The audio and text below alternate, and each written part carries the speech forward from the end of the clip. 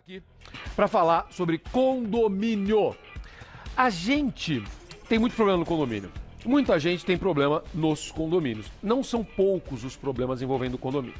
Então a gente convidou o Arthur Rolo, que é advogado, para falar exatamente sobre isso. Arthur, obrigado pela presença. Obrigado. Não levantar, não, fica à vontade aí. Obrigado. Fica à vontade aí. Você viu que está muito bem acompanhado. Estou bem acompanhado aqui. E claro que os pets também vão ser tema dessa entrevista. Porque tem muitas dúvidas envolvendo o condomínio. Se você tiver dúvida, manda pra gente. Você pode postar nas suas próprias redes sociais com a hashtag #DiaAzuca ou escrever nos comentários das nossas redes sociais.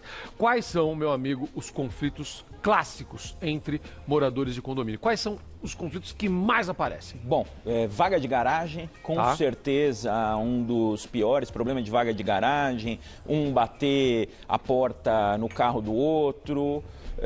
Problemas de barulho, né? Hoje em dia os prédios estão com lajes cada vez menores, com isolamento acústico cada vez pior. E aí o que acontece, aquele salto de sapato, às vezes o chuveiro, o sujeito toma banho 3 horas da manhã, faz barulho de chuveiro, tem gente que toma banho de banheira também de madrugada, motor da banheira costuma fazer barulho, choro de criança, animais, papagaio, cachorro, às vezes tem cachorro, não é o caso aqui dos seus pets, mas tem cachorro que late muito, briga de casal, tem casal namorando, também tem. Rock and roll, barulho do rock and roll lá. Então, ou seja, barulho e vaga de garagem com certeza são os piores problemas. Agora, um problema que a gente está tendo muito também por conta da crise, a questão de inadimplência. Então, se muitas pessoas deixam de pagar o seu condomínio, o que acontece é que os demais condôminos vão ter que pagar o famoso rateio e também isso causa problema aí na vida em comum. Então vou aproveitar esses 3 que você citou e vamos tentar levar algumas informações para ajudar você no relacionamento aí no seu condomínio. Como você citou primeiro vaga de garagem, eu acho que esse deve ser um problemão. Então vamos pensar em algumas situações.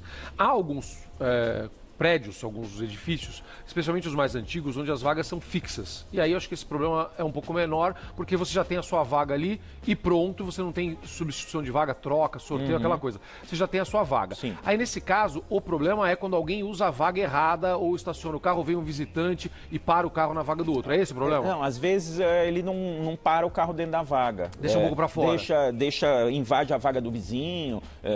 Uma vez aconteceu comigo, eu cheguei para parar o meu carro, o vizinho na vaga do lado tinha parado o carro no meio da faixa. Então, metade na vaga dele e metade na minha vaga. E isso me criou lá um problema que eu não conseguia parar o meu carro. Agora, você falou de sorteio é uma coisa que dá problema, mas tem alguns prédios também que tem as vagas, uma vaga inviabiliza a outra. Então, você tem que deixar a chave do carro lá para manobrar e dá mais problema, porque às vezes tem 3 carros, um na frente do outro, e aí o sujeito para tirar o último carro tem que tirar os 2 carros, e tem o problema de bater porta também. A gente, por mais que tome cuidado, às vezes bate e causa um dano no carro. E às vezes acontece também, eu lembro uma vez que a minha mulher chegou com pressa em casa, bateu o carro no carro do vizinho, isso às vezes acontece, o que a gente fez,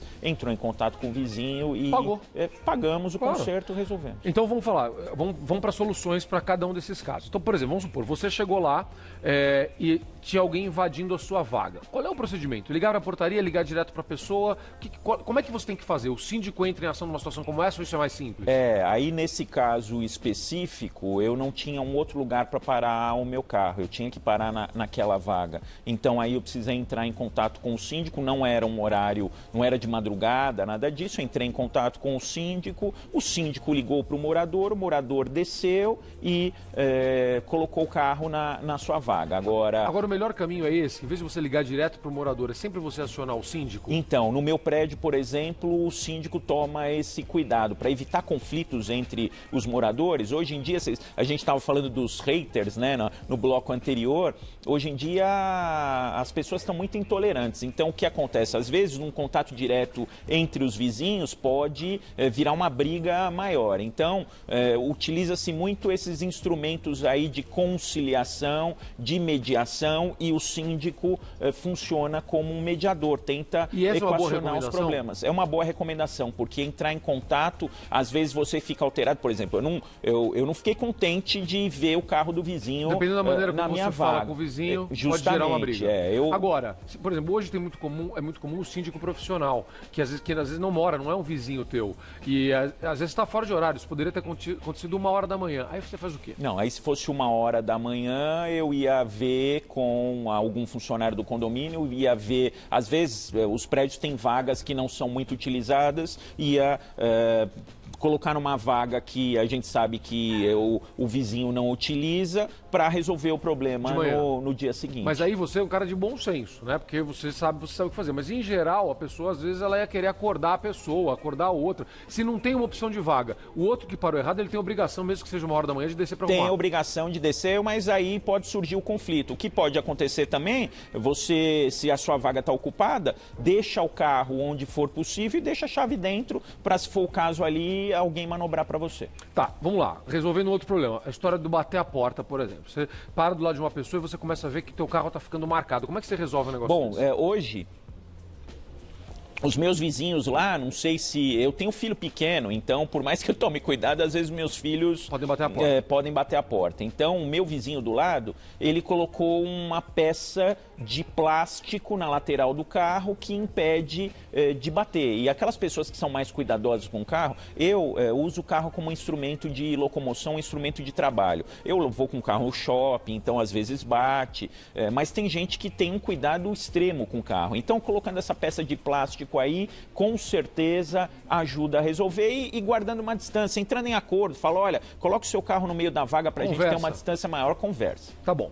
Já tem pergunta sobre vaga. Deixa eu ver, vamos lá. Coloca na tela a pergunta do nosso telespectador aqui. Quem mandou foi a Jeane. Vamos lá. A Jeane, deixa eu chegar mais perto para poder enxergar aqui. Vamos lá.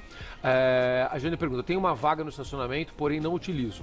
Quando vem visita em casa, eu quero que eles usem a vaga. Que pergunta boa. O síndico não gosta, mas se a vaga é minha, eu não posso emprestar para minha visita? Que pergunta ótima. Pode. Você acompanha a visita? A questão da visita entrar no condomínio envolve problemas normalmente de segurança.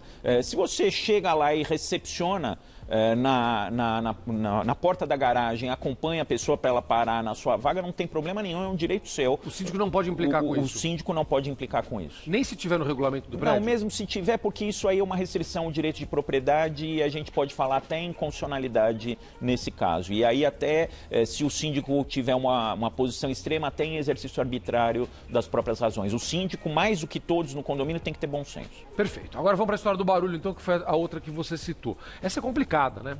Essa é bastante complicada, porque você, como você disse, é uma realidade hoje, cada vez o isolamento acústico é menos eficiente. Né? Economia de material, economia de custos, e antigamente os prédios tinham aquelas paredes enormes, então realmente tinha um isolamento acústico melhor. Como é que resolve um negócio desse? Bom, resolve também com um bom senso, né? Tem horários e tem dias da semana que tem que ser respeitados. Por exemplo, de domingo, às vezes tem vizinho que quer pendurar quadro. De domingo de manhã ou de domingo à tarde, é horário que... Não, aí tem... Normalmente as convenções de condomínio, as regras do condomínio, as regras para viver em condomínio estão previstas na convenção de condomínio. Cada condomínio é obrigado a ter a sua convenção e tem as regras lá descritas. Uma das regras que é praxe nas convenções de condomínio é ter o limite dos horários de barulho, por exemplo, limite para fazer mudança, para quê? Para as pessoas terem tranquilidade. No geral, a partir das 10 horas da noite, precisa ser mantido silêncio, é o que a gente ouve falar como lei do silêncio. A partir de 10 horas da noite, tem que haver silêncio. Agora eu vou criar um problema aqui, já que você levantou essa bola para mim agora há pouco. Mas e quando vai rolar um rock and roll? Marido e mulher estão naquela festa lá, e em geral isso vai acontecer um pouquinho mais tarde, né? Então, vai acontecer mais tarde, mas aí tem que ter bom senso também para não exagerar aí nos ruídos. construídos, né? Então, mas às vezes acontece, às vezes você está lá dormindo de madrugada e de repente vê o vizinho animado, às vezes você acha que é uma performance extraordinária do vizinho, não é, ele está vendo filme, né? Às vezes acontece isso Deve também. ter vizinho que faz isso, né? Só para mostrar, para depois entrar no elevador com aquele sorriso, né? Fui eu ontem. Aí é outra propaganda enganosa, aí entra no direito do consumidor na propaganda enganosa.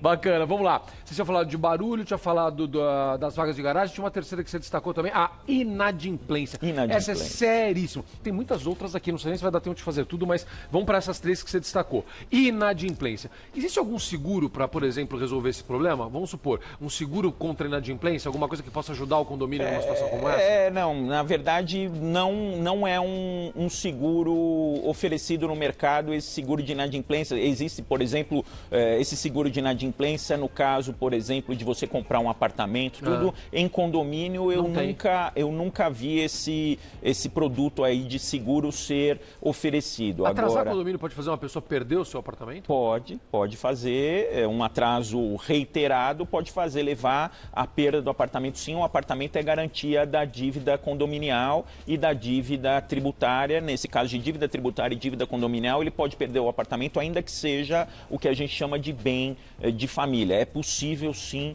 perder o apartamento. Agora, Zucatelli, a coisa mais comum em condomínio são as chamadas cobranças vexatórias, né? Conta aí, eu lembro uma vez que eu entrei no meu prédio, no elevador social, e tinha lá a lista dos inadimplentes. Meu Deus do céu. Tinha lá os moradores inadimplentes. Então, isso é uma forma de constranger.